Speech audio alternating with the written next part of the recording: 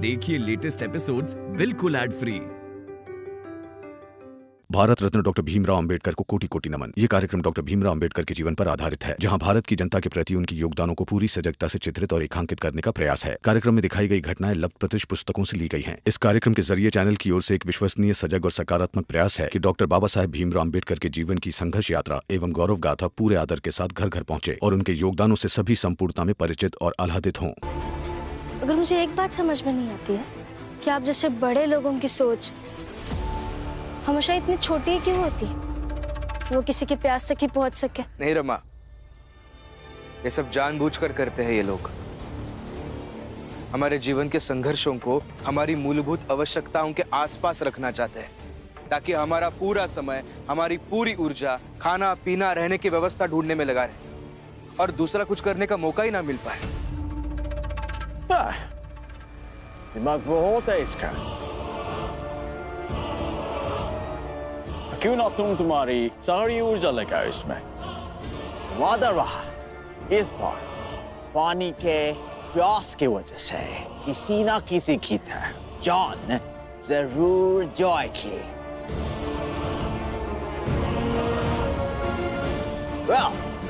मुझे जाना पड़ेगा कुछ कानून बनाने और तुम दोनों नंदू का ख्याल रखना। Have a great day.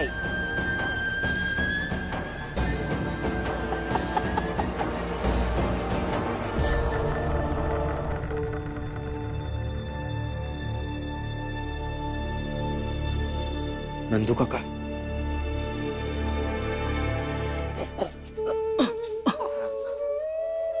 Nandu ठीक हो ना तुम? मनोहर भाऊ अभी ठीक हूं, मगर अब ज्यादा दिन तक कुछ ठीक नहीं रहेगा। हितेश भाऊ ठीक तो हम सदियों से नहीं है, तो क्या करें बताइए। काका अभी कैसे हैं आप? कैसे? और ये भी तुम दोनों पूछ रहे हो? अभी तो ठीक है, और बेचारे तुम्हारे कारण चोट खाकर मरने से बच गए, तो किस्मत अच्छी है, ये भी कह सकते हो। आप लोग मेरे पति को गुनहगार बनाने का एक भी मौका नहीं छोड़ते हैं ना? अरे का मौका नहीं छोड़ते?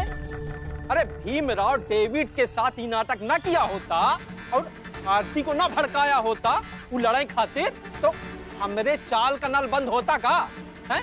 और कुत्ता मरा मिलता बावड़ी माँ। और नंदू ये पानी लावे खातिर कहूँ और नहीं गया होता तो का बेचारा बेहोश होता भला। बोल तो ऐसे रहे हैं जोखू भाऊ, जैसे मरा हुआ जानवर पहली बार हमारी बावड़ी में मिला है। इससे पहले भी बावड़ी में मरा हुआ जानवर मिला, लेकिन अगर मरा हुआ जानवर मिला तो किसी को मारा नहीं गया मेरी याद में।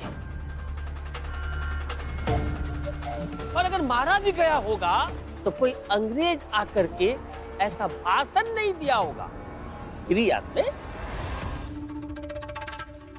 और डेविड ने भाषण क्या दिया ये तो भीम बताएगा। अरे यही तो बातें कर रहा था। भीम बोलो। क्यों? सिर्फ भीम ही क्यों बोलेगा?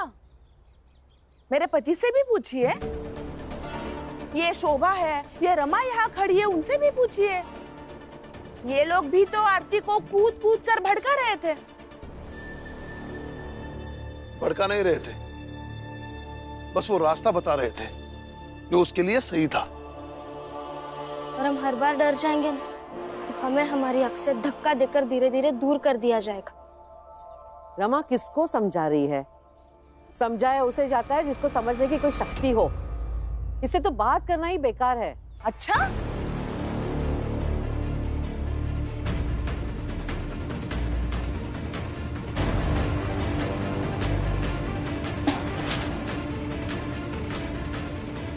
कुछ नहीं बोलूंगी। मुझे पानी चाहिए, पानी दो।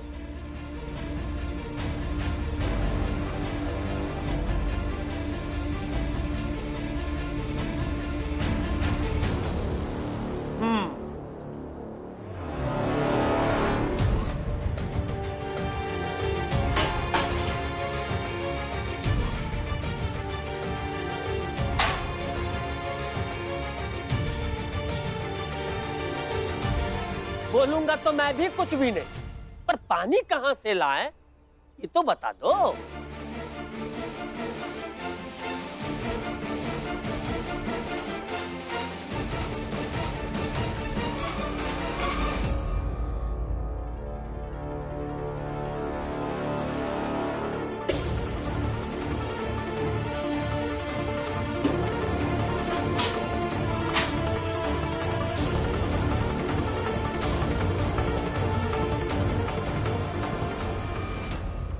बताओ कहां से लाएं पानी?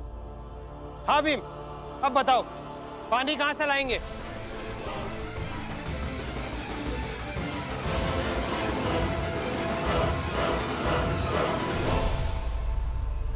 चोखू तो छुपा ही रहो। क्या तब से लगा रखे हो? पानी कहाँ से ले आए, पानी कहाँ से ले आए? अरे भीमराव कहाँ से लेके आएगा पानी? हम सब देख रहे हैं। आजकल ना तुम ही हितेश भाव के संगत में उन्हीं के जैसे होत जा रहे हो। फुलिया, बहुत ज्यादा गुस्सा आ रहा है। अब ज्यादा गुस्सा आ रहा है तो ऐसा कर, ये गुस्सा का ये बाल्टी में भर ले और उसे बर्तन धो डालो और साथ ही साथ ना खाना भी बना ले। अगर ये सब ना हो पावे ना तो चुप रह। ए जोकू, चुप रहो तुम दोनों। अरे मिल बैठकर सोचते हैं ना इस बारे में कि क्या करना है। ऐसे आपस में लड़ने से क्या होगा? तो ठीक है, मिल बैठ के बात करते हैं। बैठो और सोचते हैं कि क्या करना है। मेरे पास एक उपाय है। हम सब दूसरे इलाके की बावड़ी से पानी लाएंगे। थोड़ी मेहनत लगेगी, लेकिन यही एक रास्ता है। और वैसे भी कुछ दिनों में हमारी बावड़ी साफ हो ही जाएगी। सुनो, सरकार का एक फैसला आया है।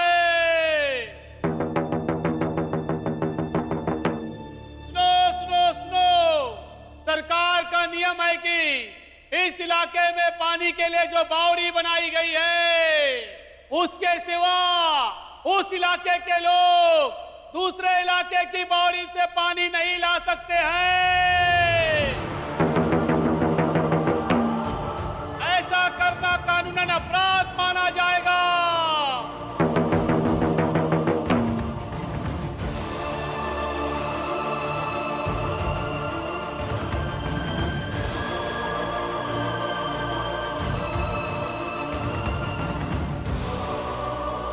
कानूनन अपराध? ये क्या कह रहे हैं आप? कानून की भाषा।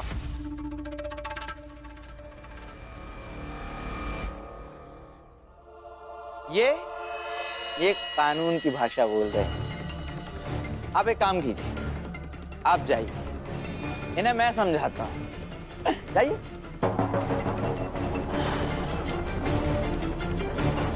क्या भीमराव? हाँ? अब मतलब तुम कानून पर सवाल उठाओगे? हमेशा कानून कानून कानून के नाम की माला जपता रहता है, कानून का पक्षधर बना फिरता है, और आज कानून का विरोध करे।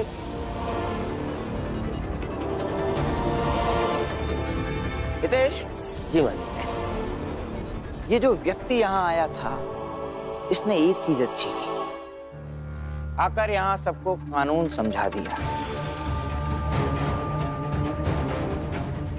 और मुझे लगता है कि भीमराव को थोड़ा बहुत कानून समझ में आ गया होगा। अब जब तुम्हें कानून समझ में आ गया है, तो ना तुम कानून तोड़ोगे और ना किसी को कानून तोड़ने दोगे, है ना? मुझे जाना पड़ेगा, कुछ कानून बनाने हैं।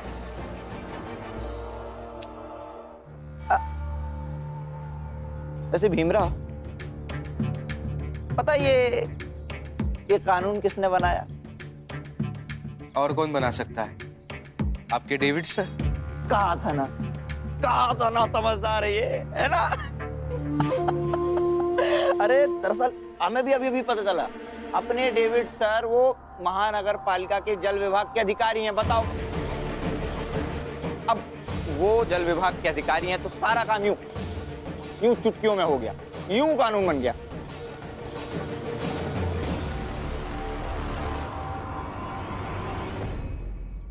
रमा भाई, क्या हुआ? आज तुम्हारी पेंचकी की तरह चलने वाली जुबान नहीं चल रही? आज नहीं बोलोगी कि मेरे पति ऐसे, मेरे पति वैसे? नहीं, सोच रहे हो कि अब दिन ब दिन कितना गिरते जा रहे हैं, कहाँ जाकर रुकेंगे? गिरना पड़ता है। क्या है? समाज के प्रति जिम्मेदारी है मेरे कंधों पर। कीचड़ साफ करने का इरादा लेकर निकला हूं और कीचड़ साफ करने के लिए गिरना पड़ता है।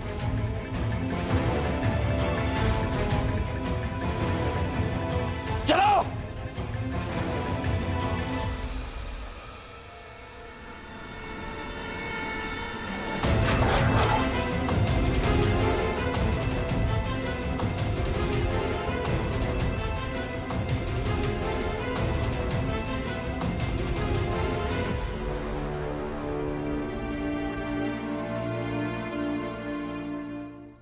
मैंने पहली बार ऐसा सुना है कि मुंबई में ऐसा कोई सरकारी फरमान है कि एक इलाके का कोई दूसरे इलाके के पानी के स्रोतों से पानी नहीं ले सकता।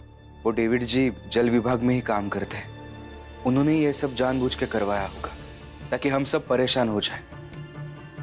अभी समझ नहीं पा रहा हूं कि आगे क्या करना चाहिए।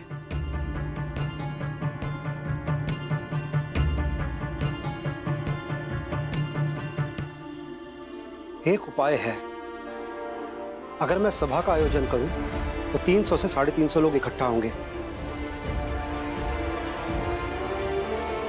उन्हें लेकर महानगर पालिका के दफ्तर के सामने मार्च किया तो शायद कोई हल मिले। तो ये प्लीज कीजिए ना सर। सामने साहब,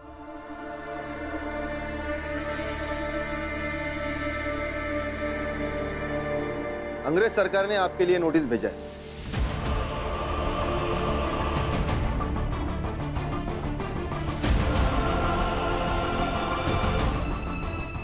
आपको अभी के अभी मुंबई छोड़कर जाना होगा, नहीं तो हमें आपको नजरबंद करना पड़ेगा।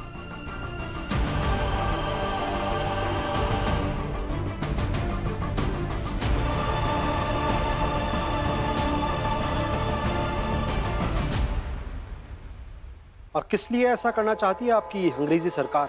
सरकार का मानना है कि आपके यहाँ रहने से यहाँ का माहौल खराब हो सकता है और कुछ उग्र लोग यहाँ की शांति भंग कर सकते हैं। ठीक है, चलिए, कहाँ रखेंगे? मैं चलने के लिए तैयार हूँ। नहीं दामनी साहब, आपका इनके साथ जाना सही नहीं रहेगा। आपको हमारे समाज के लोगों के साथ, हमारी जात के लोगों के साथ बाहर होना जरूरी है। आप ऐसा कीजिए, आप पुणे चले जाइए, यहाँ का जो भी है मैं देख लूंगा। भीमराव, इस तरह की लड़ाई और मुश्किल हो जाएगी। पानी रोजमर्रा की जरूरत है, जीवन है, उसके बिना कैसे रहोगे? मैं कुछ ना कुछ कर लूंगा, आप बस पुणे जाइए और अगर जरूरत पड़े तो पुणे आकर आपसे मदद मांगूंगा।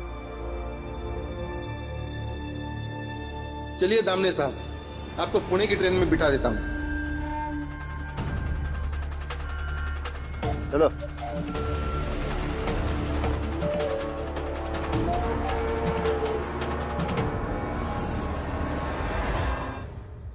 चलिए। दामने साहब, मैं आपको प्रणाम करता हूं।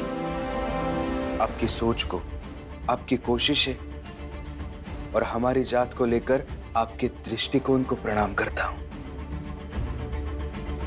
आप जैसे ही लोग हमारी जात को अस्पृश्यता के दलदल से बाहर निकालकर बाकी जातियों के समक्ष खड़ा कर सकते हैं। बस एक ही बात है कि आप जहां भी रहेंगे अपनी लड़ाई लड़ते रहिएगा और मैं आपको वचन देता हूं, मैं जहां भी रहूंगा अपनी लड़ाई लड़ता रहूंगा, क्योंकि हमारी ये लड़ाई मिलकर एक दिन हमारी जात की जीत बनेगी और एक इतिहास लिखा जाएगा। अवश्य भीमराव।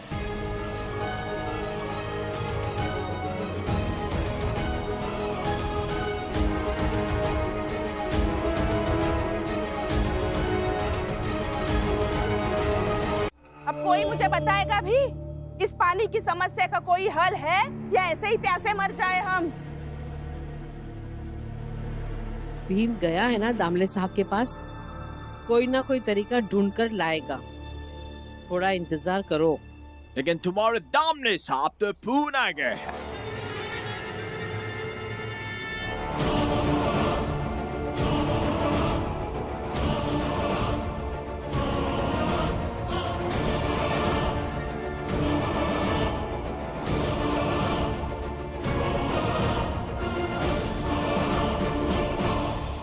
गाड़ी घुमा के ले लो।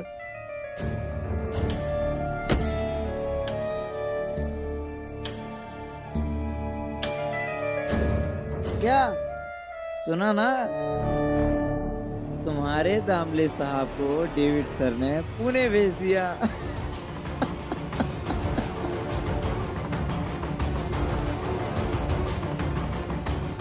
तोशी जी, आप सबको जो भी करना है ना कर लीजिए, हम ये लड़ाई भी जीत जाएंगे। वाह, ये जज्बा रोतम, सुना तुमने? यही वो जज्बा है जिसे हम बहुत याद कर रहे थे। बड़े साहब जी, जब डॉक्टर साहब ने हमसे कहा कि आप कुछ दिन बिस्तर पर आराम करिए, तो हम तो यही सोच रहे थे कि आराम करते करते हम ये चाल वालों की नौटंकी कैसे देखेंगे। अब जाके सुकून मिला दिल को। ये नौटंकी देखने के बाद अब हम अपने आप को थोड़ा स्वस्थ महसूस कर रहे हैं। शुरू करो। मालिक, ऐसा मत कीजिए मालिक, हम सब आपके वफादार हैं। मालिक, आपको हमसे क्या दुश्मनी है? आपको भीम और उसके समर्थक के साथ जो करना है कीजिए, लेकिन हमें पानी से दूर मत रखिए। मालिक, यहाँ बिना पानी के काम कैसे चलेगा मालिक? तुम्ही लोगों की कहावत है ना कि गेहूं के साथ खून भी पिसता है, तो पिसो।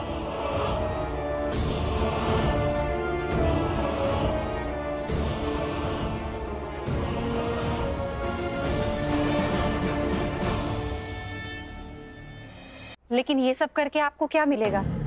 आरती तो गई ना, और जब आरती ही नहीं रही तो हमें क्या लेना देना आपसे? जाने दीजिए ना। क्यों जाने दीजिए? जाने देता वो भीमराव? हाँ? जब आरती जा रही थी और डेविड सर तुम लोगों को तुम्हारी औकात दिखा रहे थे तो जाने दिया होता? हाँ? क्या जरूरत थी डेविड सर को प्रवचन देने की उस भीमराव को? बोल। हाँ?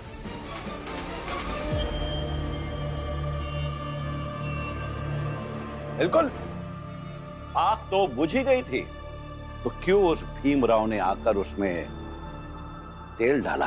हाँ?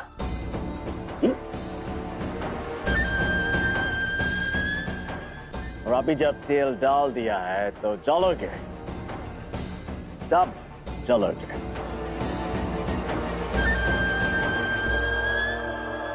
साहब, लेकिन हम सबको नहीं जलना है, हम सब आपके प्रजा हैं। कुछ तो उपाय होगा ना मालिक, बताइए। हितेश भाऊ, हम सब मत बोलिए। डेविड जी अगर शासक वर्ग के हैं तब भी हम इनकी प्रजा नहीं है। हम इस देश के मूल निवासी हैं, और आप सब ये डेविड सर के डर से कह रहे हैं, है ना? लेकिन इनके डर से भी भीम और उनके समर्थक इनकी प्रजा नहीं हो सकते।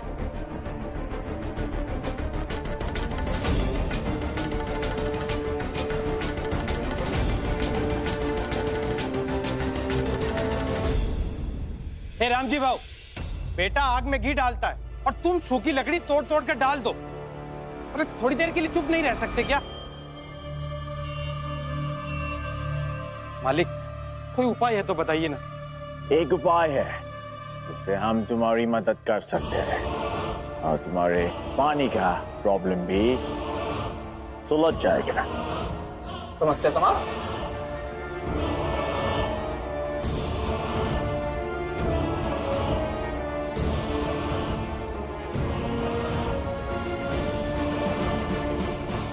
बताइए।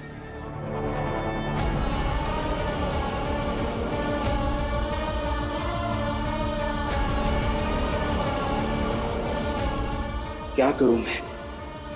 वह चाल में सब प्यासे हो गए, खाना भी नहीं बना होगा, दामनी साहब भी नहीं है, कहां से करूं पानी का बंदोबस्त?